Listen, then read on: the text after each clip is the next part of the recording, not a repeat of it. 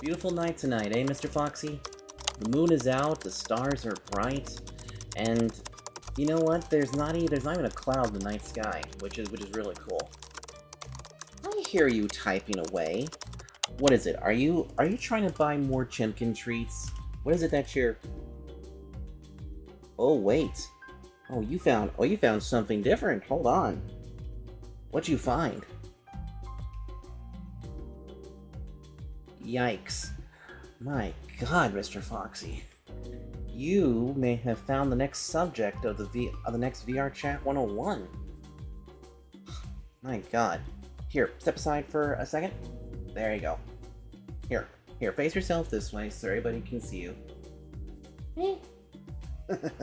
Alright, you can be right there. Yikes. Yeah, this is definitely the next subject. Hey everybody! I didn't even see you guys come in. It's Dr. Detroit here, the doctor is in, along with my good buddy little here, Mr. Foxy.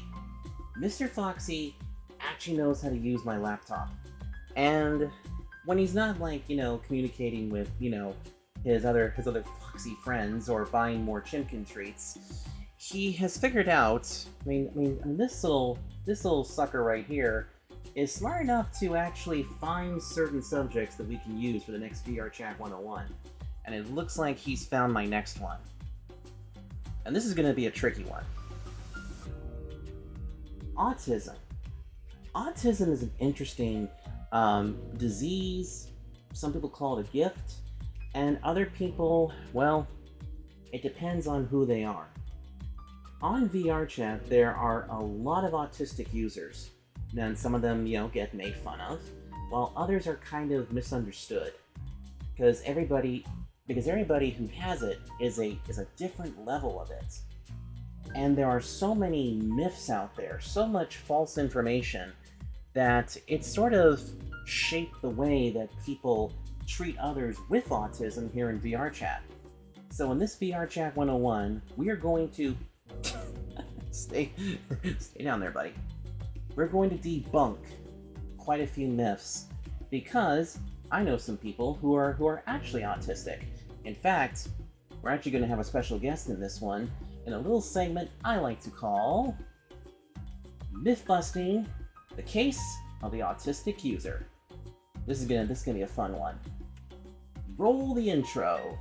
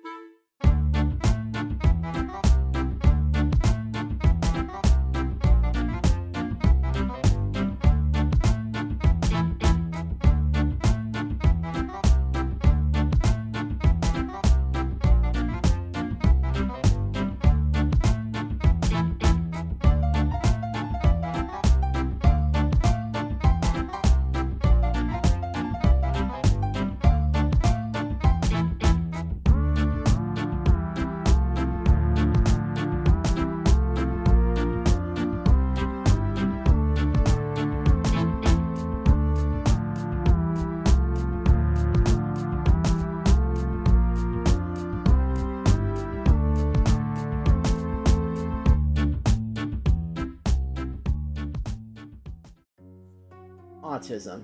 It's something that some people have, and it can be found a lot here on VRChat, its users and also its other players. But joining me today to help bust some myths is a very good friend of mine who actually has it. Now, if you guys have not been watching the Astro Boy Express, then first of all, shame on you, but also, this is the star right here. This is my good buddy Astro Boy, aka JJ. JJ, say hello to the folks at home. Hey everybody, this is Astro Boy, known as Astro Boy Productions. I'm happy to be here for today.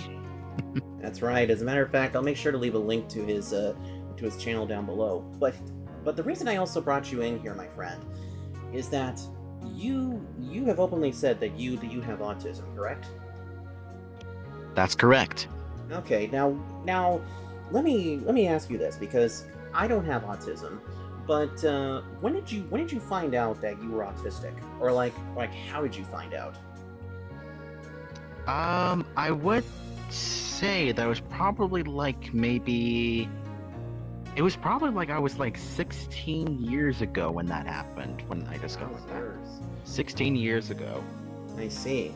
So, like, well, okay. Uh, let's go ahead and say this. What level of it do you have? Because there are some who have a mild case of it, who are still, fully functional and very cognitive, and then there are some who have it so severely that they unfortunately can't put a decent thought across, and they're kind of like confined almost to a wheelchair, or they just don't have their motor skills. I guess you could say that that I am high functional. That's High what most functional. people say. Yeah, because I've worked with you so many different times, and I know that you are, you're cognitive. I mean, you have all your marbles, which is fantastic.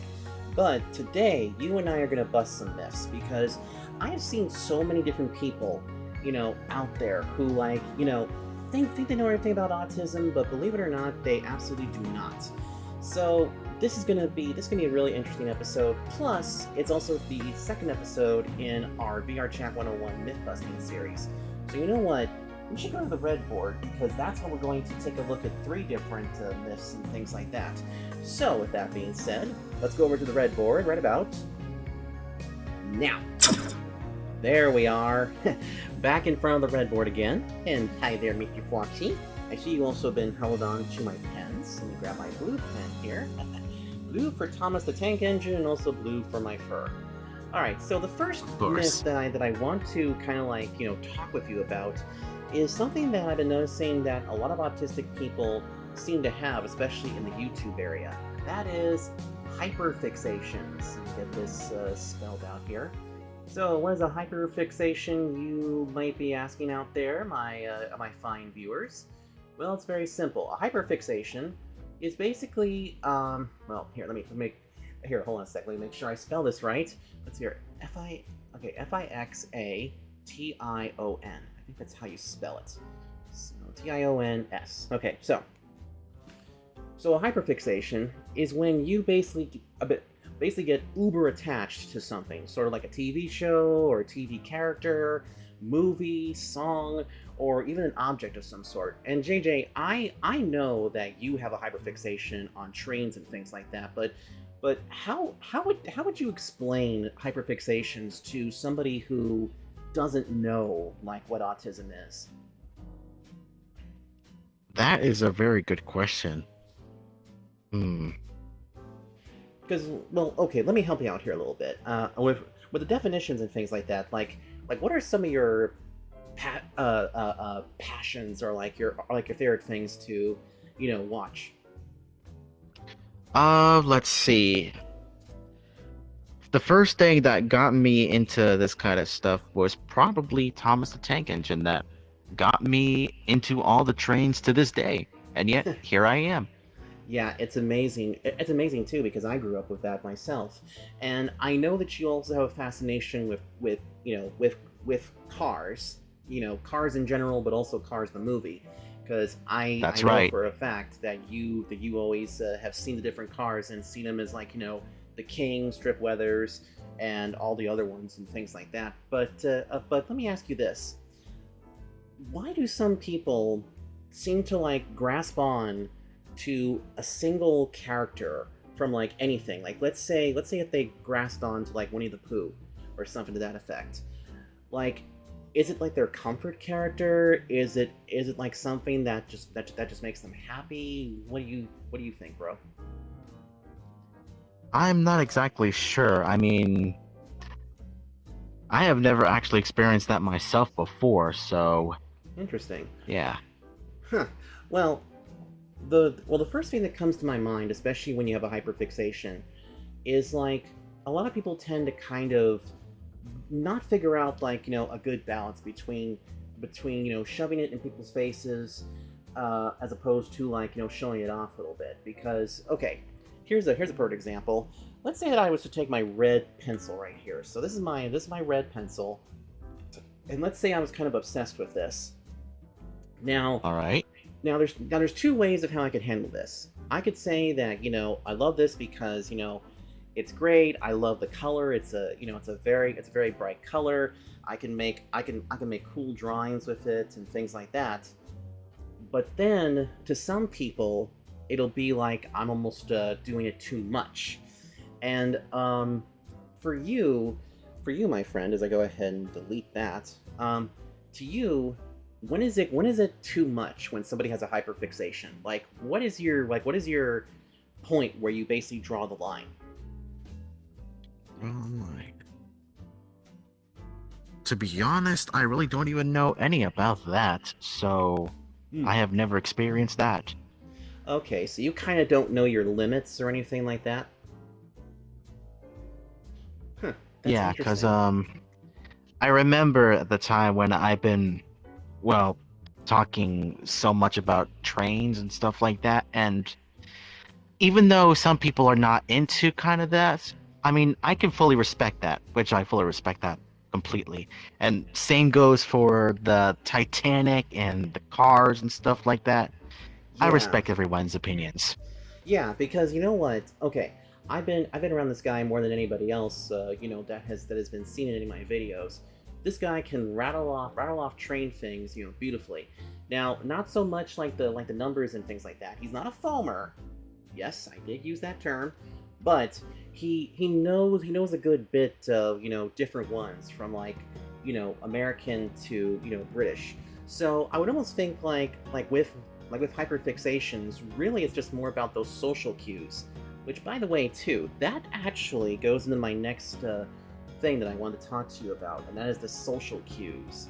Because I know that some people have a very hard time with these. Let's see here, how do you spell cues? I don't know why I'm having such a hard time spelling tonight, but there we go. So, social cues. I know that some people with autism have a tendency to kind of not read the room very well because they don't understand what's going on. Have you had any experience with not reading the room and realizing that the situation is not as good as you were thinking? Yeah, I did experience that before. The last time I was, well, in a group that I was in there for about, short-lived. I see. Well, here I come a little bit forward here because you're kind of coming out of the camera a little bit.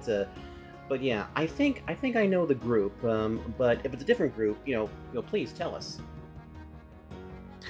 Okay, so the group that I was a part of, that is about for 6 months, and I believe that the group is called the Sabrina Online VRC Fan Club. That Yeah, was the group that I was part of that was short-lived for about 6 months. that's right. I was a part of it too, and we actually did an episode on that in the episode "Stink Stank Skunk."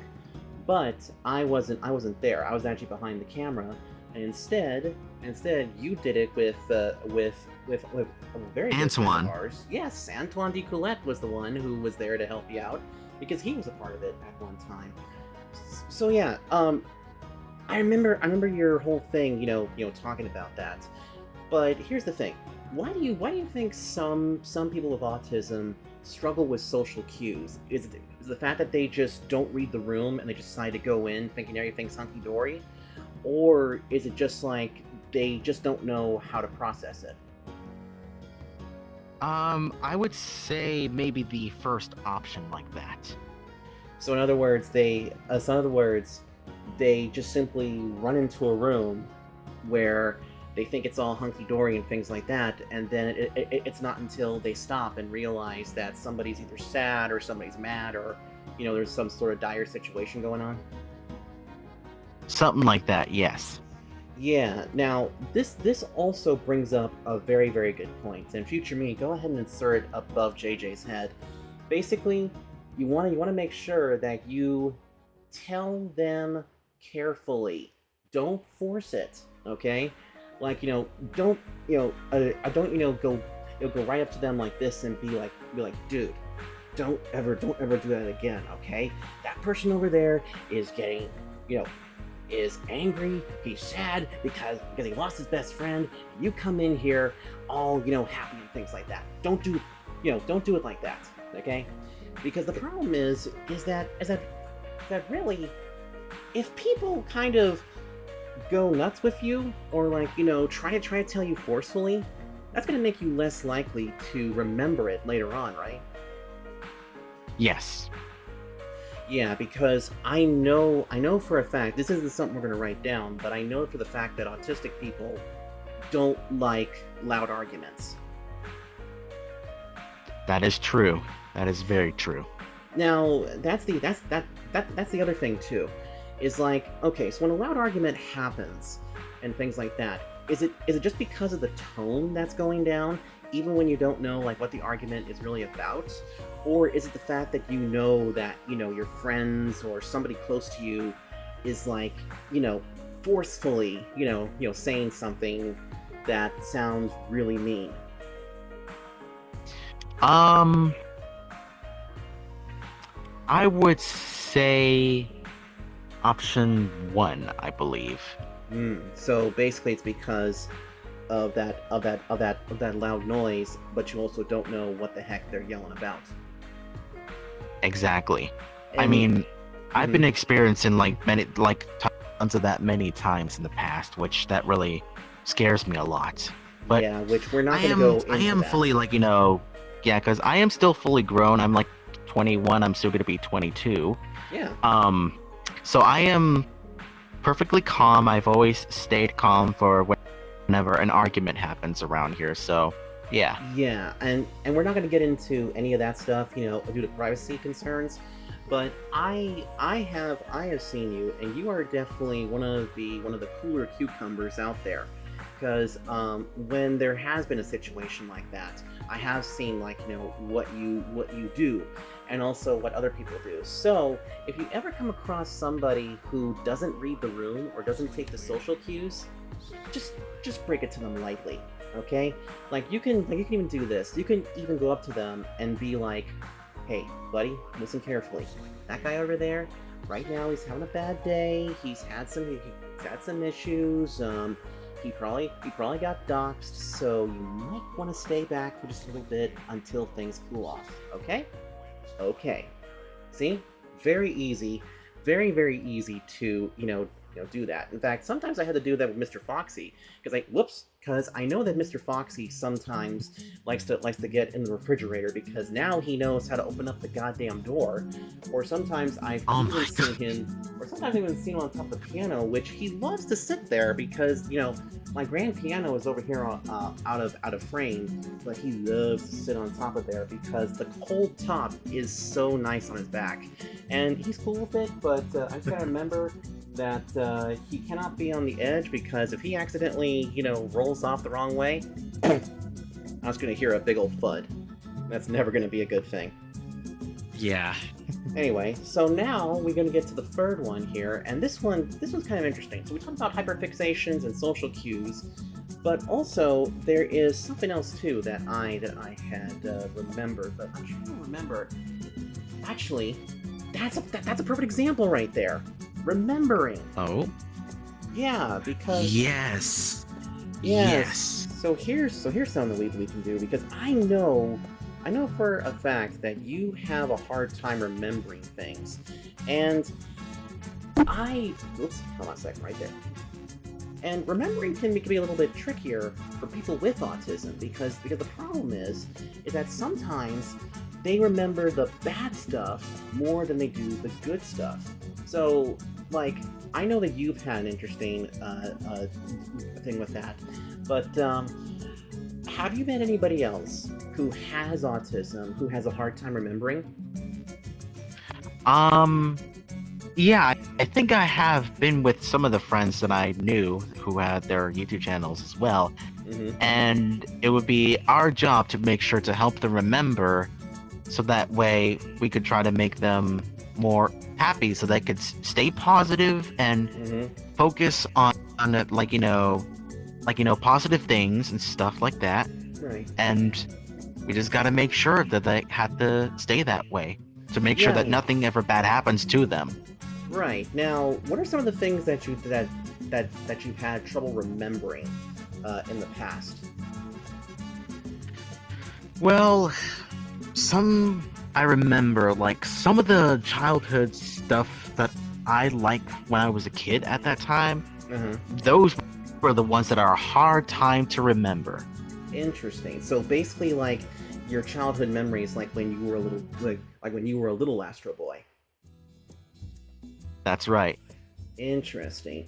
And is it because like a bad event kind of like erased that, or is it just like maybe you were just so young at the time that you kind of don't remember any of that? Yeah, you could say something like that, like having a hard time remembering all the other things. So, yeah. Yeah, it's funny though because I for one have had a hard time remembering a few things because all right, it's been said explicitly here on the show, and I've also done a few episodes about it. But of course, I was a victim of cyberbullying and harassment and all that jazz. I mean, you can actually see the episode "How to Save a Life" to kind of like hear my backstory on all that, and I have trouble remembering those kind of times as well. Like 2019, the end of 2019 to like 2022 is all a big blur to me, with the exception of like stuff that happened outside of here in VR chat. I mean, I didn't really come here to VR chat until about 2023, and so by that point I sort of knew what the heck was going on. But now I think we need to talk a little bit about a few techniques for remembering stuff. And I don't know why this thing is doing this shit. Anyway, so what has been a technique that you have tried to use to kind of like remember stuff? The techniques that I always like try to remember things is that I would like do a little searching to try to remember what I used to like watch and play as a child. So when I did that, it always like brings me back the good old memory. So it's easy to do so, to just search it up so you can remember what the show is called. Nice. Any other form of techniques? Like, do you do any like memory games of some sort? Memory games? Yes, I do. Okay. So yeah, I do that many times myself. So interesting, because you know what, that is actually a really cool way of like how to help it and remember things. Now I know that it is kind of interesting though, because going back to the hyperfixation part, remembering and hyperfixation kind of go hand in hand, because you said before, and I've actually seen you with this, that you have forgotten certain things in your childhood and other things like that, but you can remember like rattling off a train image, or rattling off a train's entire background. that is true. That is so Like, true. Like okay, let's put it this way. So when it comes to like remembering certain things and all that jazz, like how do you deal with information overload? Like have you ever come across anything where it's like it's just too much stuff to process? No, I never had any issues with that kind of stuff, so I'm perfectly good. Hey, fellow furries and semi-furries, look at this guy over here. His memory is better than yours. Like all of you out there, or some of you, probably don't even remember if you wore underwear today. This guy over here can actually remember the entire consists of a New York Central or something to that effect. That is just phenomenal. And the fact that, you can even retain a lot of that information is just, I'm impressed. I'm stupidly impressed. That's right, because heck, I always remember the design of the 1985 F-150 that I have right now. Is that it's a regular cab, short bed that is a 4x4, and it has the 4.9L. In other words, the 300 cubic inch inline 6-cylinder engine. That it has a 4-speed manual transmission. See that? He rattled off that. We'll put an image, not of the actual one, but an image of that particular truck. Future me, take this image off of me and put it between us now. Thank you. So we have the image Ah, right there. So so that way everybody can actually see what the heck that truck looks like. Okay, go ahead and get rid of it. Actually, wait, I'll go ahead and get rid of it now. There we go. We'll fix that in post. Anyway, but still, I mean, that is, I mean, that's, pretty amazing. And there's one more thing too that I wanted to talk about because it kind of fits in with all of these and things like that. How do you speak with other people? Oh, wait, here it is. And this is a big one. uh-huh. So, a lot of autistic people are called the R word, if you know what that is. And I wanna ask you, are you okay with other people calling you that R word? But also, why do you think the R word is seen as derogatory towards autistic people? Hearing that R word, I would not be very happy to hear all of that. So Right. I would not feel very comfortable of hearing that word. Yeah, and you know, I mean, some people have used it for all sorts of weird things and stuff. I'm not gonna put it up because we all know what that word is. But here's the thing, when somebody meets you, like let's say you're in a public instance and stuff like that, you go up to somebody or they come to you, like, what is something that you tell them right off the bat, or kind of like tell them without directly saying hey go easy on me, I'm this and this. To be honest, I'm not exactly sure that I never done that to people that I'd never talk to them about that kind of stuff. So Interesting. Well, I know a few things that some people could say. In other words, you can basically break it to them that you do have autism, but don't do it right away. Don't go up to people like this and go, "Hey, how you doing? I'm autistic."